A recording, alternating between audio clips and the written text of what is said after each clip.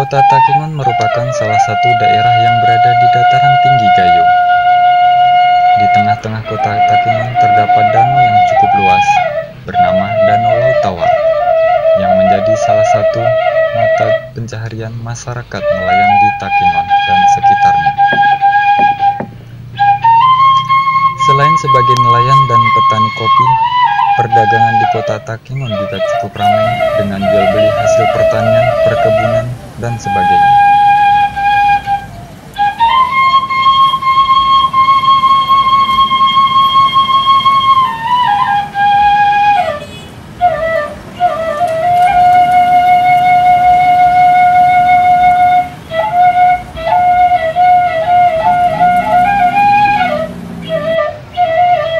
Di setiap pagi, pasar yang berada di pusat kota selalu ramai dengan aktivitas perdagangannya.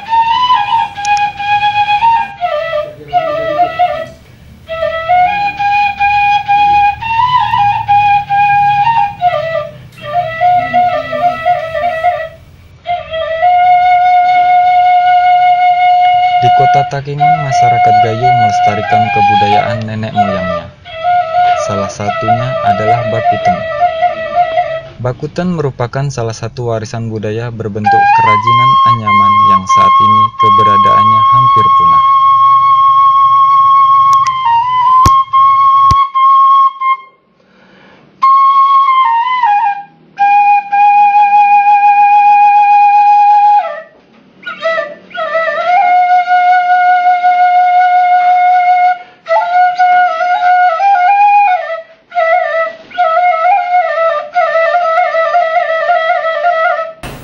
Ya, Bakuten itu anyaman tradisional orang Gayo.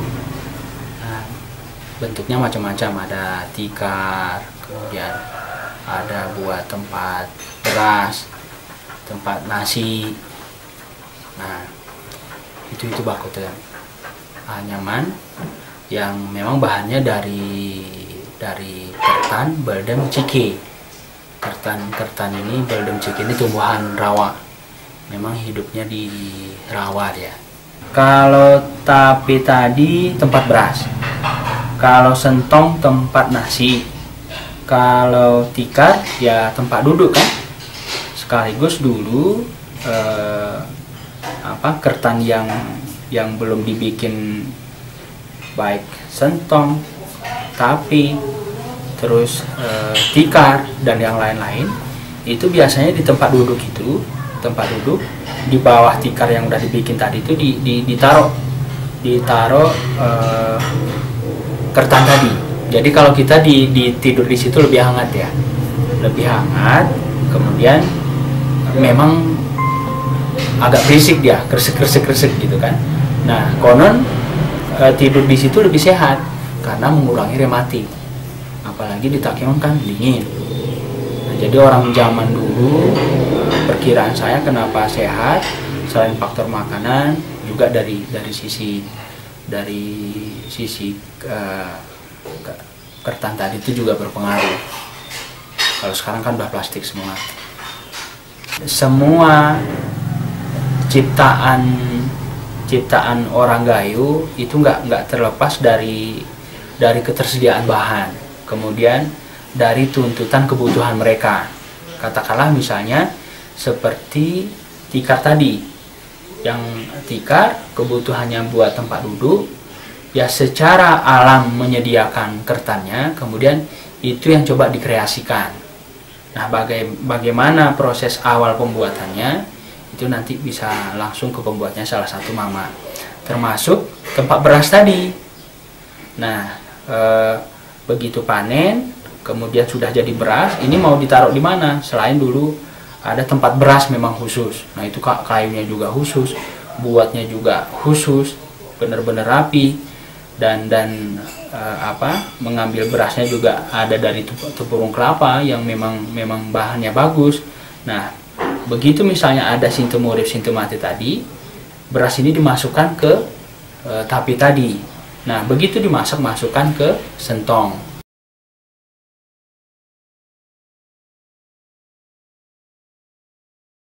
Pada zaman dahulu kala pada masa itu rumah tidak sebagaimana rumah sekarang. Dulunya rumah itu dibuat daripada bambu, dari daun nau, dari kayu-kayu yang keras itu dibuat ke rumah. Kemudian pada saat itu belum ada satu pemikiran untuk tempat-tempat penyimpanan apa-apa. Ya. Kerajinan orang, baik orang-orang gadis, nggak ada lagi kerajinannya kecuali menganyam tikar, menganyam tape, tempat-tempat kecil-kecil, tempat sirih, tempat untuk persiapan untuk meminang, kemudian untuk tempat nasi. Untuk tempat itulah kegiatan orang-orang gadis pada zaman dahulu. Setelah ada itu, maka timbul pemikiran orang-orang, mungkin orang yang dapat memikirkan apa tempatnya. Nah, dulunya itu tumpuk ke sana, tumpuk ke sini, enggak tumpuk. Nah, jadi akhirnya satu pemikiran orang itu dibuatlah berupakan gantungan santon. Tapi dulunya nggak dibuat gantungan, langsung dibuat katakannya santon. Santon ini berasal kata dari tempat simpanan. Santon itu asalnya dari tempat simpanan. Dan ini satu kebanggaan satu rumah, bahwa kalau dilihat orang santon ini ada tinggi sekali banyak, berarti dikira anak gadisnya itu orang yang rajin. Itu orang rajin.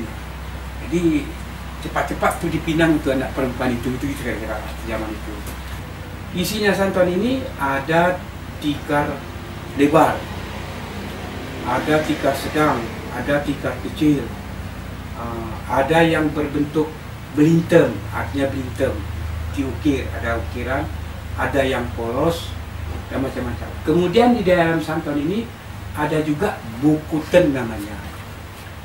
Ada bukutan di santon itu. Bukutan ini tempat yang dibuat itu yang kecil-kecil, maka dia apa? Maka dimasuk di bukutan, dibalut kayak gini. Dulunya dibalut dengan kain apa saja lah. Kebanyakan dulunya dengan kain sarung. Ini adalah namanya bukutan. Bukutan ini artinya kumpulan penyimpanan, tempat simpanan hasil kerajinan anak-anak gadis, yang manfaatnya sangat bermanfaat sekali untuk acara-acara perkawinan, hitanan, acara doa-doa, syukuran, ini digunakan. Nah, pertama kita lihat di dalam buku ini tersimpan tempat oros senari. Tempat beras senari, kafe sedang yang langsung dianyam jadi, tidak disucuk. Ini langsung dianyam jadi. Gunanya untuk tempat beras satu bambu. Kalau kita pergi kepada suatu pelatihan kehangatan apa macam-macam. Tapi ini tapi sedang ini. Manfaatnya bisa untuk apa saja ini. Rumah ini dibuat dari bengkuang. Dan yang dimodifikasikan juga, yang bahannya juga dari ciki ini. Ini yang dimodifikasi. Ya, juga barangnya dari ciki juga. Ini sudah dimodifikasi dengan benang. Dulunya nggak ada benang. Ini sudah lebih indah daripada, tapi keaslian, keindahan dari yang zaman ini saya rasa tidak kalah ini aslinya. Ini kan sudah di zaman 60-an 70-an, enggak, 65 sudah dari 65. Pokoknya ini baru daya tahun 77. Semua tape, semua sentong, semua ampang-ampang, dan yang lain-lainnya yang bergengsi, yaitu yang diduduki, yang dipakai, yang dibawa, merupakan kemasan-kemasan, tempat-tempat kemasan itu tadi, kebanyakan dibuat dari ciki. Ciki ini, ciki itu panjangnya kira sampai 1 meter panjangnya, kemudian dipotong dari rawa-rawa dari tempat-tempat yang disediakan tempatnya, kemudian dijemur. Setelah dijemur udah kering, baru dilangus begini, baru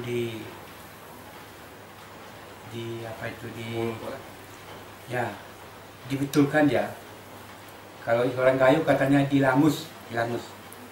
Setelah itu sudah siap dihangus dia, kemudian baru dianyam.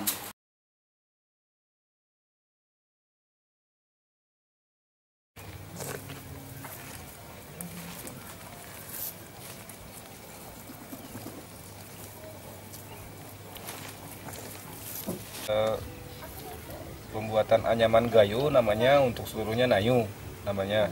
Nyucuk pek mak? Oh. Nyucuk len. Nyucuk len tapi. Kalau khusus untuk tikar namanya nayu ya.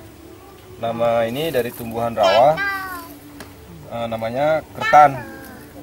Kertan di dalam bahasa Indonesia kita sampai sekarang belum tahu apa bahasa Indonesianya. Jadi kertan ini diambil dari rawa-rawa, kemudian dijemur mak ya. Dijemur, kemudian setelah keringnya cukup untuk meratakannya. Ini kan masih bulat dia. Ini baru diambil ini. Nah, seperti ini masih bulat ya. Jadi tumbuhannya bulat, seperti panjang-panjang, masih bulat. Untuk memipihkannya ditumbuk. Ditumbuk pakai wadah batu ya. Batu yang rata dan alat penumbuk lalu panjang. Nah, jadi ditumbuk dia sehingga pipih. Kemudian sehabis itu dilangus ke mak. Ini langus, belum langus. Ini Langus. langsung. Ini setelah ditumbuk langsung dianyam atau dinayu, dinayu. Nah. Ini alihnya merata itu. Jadi tikar ini biasanya dipakai sampai dia rusak masih dipakai, mak. Jadi begitu baru, tergantung pemakaiannya. Misalnya untuk kebutuhan di keluarga, kalau ada hajatan, pengantin. ada nama di sini sinte kalau hajatan, baik itu perkawinan, hitan atau meninggal dunia, mak. Jadi ini dikeluarkan gitu. Atau ada tamu-tamu khusus, mak. Jadi makin bagus anyamannya, makin bagus motifnya, makin terhormatlah tikar itu, atau alas bahasa Gayo. Jadi diberikan kepada tamu kehormatan. Waktu panen padi, sebelum Gayo mengenal tikar plastik, jadi biasanya ini di bawah, yang tua yang makin bawah dia. Jadi dia walaupun tua dibawa pulang, dipakai lagi dipanen padi berikutnya, sampai di rumah disimpan lagi dia dalam namanya santon. Disimpan dalam santon, di santon dia digulung rapat, kemudian disimpan. Biasanya disimpan di dapur. Dapur Gayo itu belum seperti sekarang pakai gas, masih pakai kayu bakar. Jadi disimpan di ruang dapur biasanya. Dan biasanya karena asap dapur itu dia lama-lama menghitam. Menghitam, makin gelap, warnanya makin gelap dan makin kuat dia. Jadi tilam dulu, baru lagu ini baru tangko. Ya, setelah dia ini udah agak lentur, baru dia dikeluarkan, baru ditumbuk. Jadi kalau masih mentah ditumbuk, dia akan jadi bubur, hancur dia. Jadi biasa dijadikan kasur oleh warga.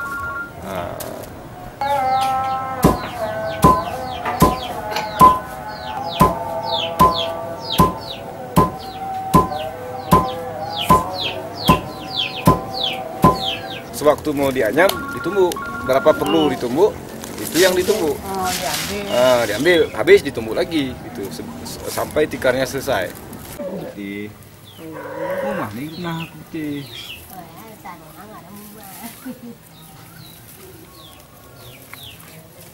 Gini.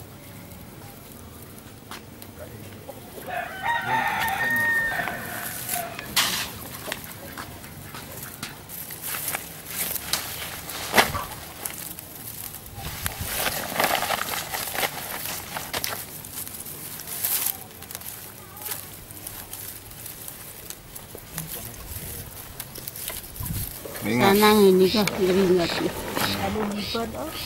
Jadi lipat nomor.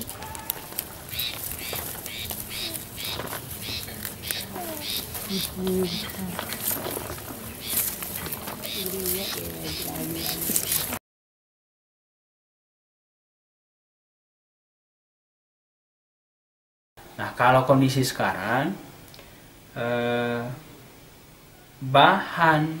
bahan membuat bakutan tadi udah susah, baik kertan, beldem, ciki, karena memang rawa-rawanya sudah ditimbun, udah beralih fungsi.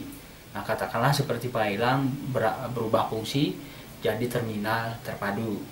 Nah, kemudian dari sisi alih wawasan, alih keterampilan, alih ilmu dari generasi tua ke generasi muda itu kurang. Nah, terutama dari nenek ke ibu, ibu ke anak, kemudian anak ke cucunya. Nah, jadi yang sekarang itu umumnya yang bikin bakutan ini generasi kelahiran 30, 40, 50, 60 itu udah jarang-jarang. Nah, 70 kalau 70 ke 83 dan seterusnya, 70 terutama, itu kalau ada pun bisa dihitung dengan jari. Nah, tambah lagi keingintahuan, kemudian keinginan untuk belajar generasi yang lebih muda itu juga kurang.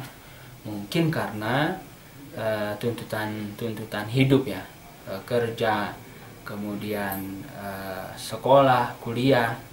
Di samping itu melihat dari sisi praktisnya, kalau kertan ini, kalau bakutan tadi kan mereka mesti pergi ke paya, kemudian nyabutin kertan, beldem cikinya, kemudian dijemur sampai kering, udah gitu ditumbuk sampai rata, udah gitu dilangus, barulah bikin prosesnya gitu. Jadi dari sisi proses agak lama, makan tenaga, kemudian waktu juga. Kalau dinilai dengan uang barangkali lebih besar biayanya jadinya. Sementara saat yang bersamaan sudah ada tikar plastik.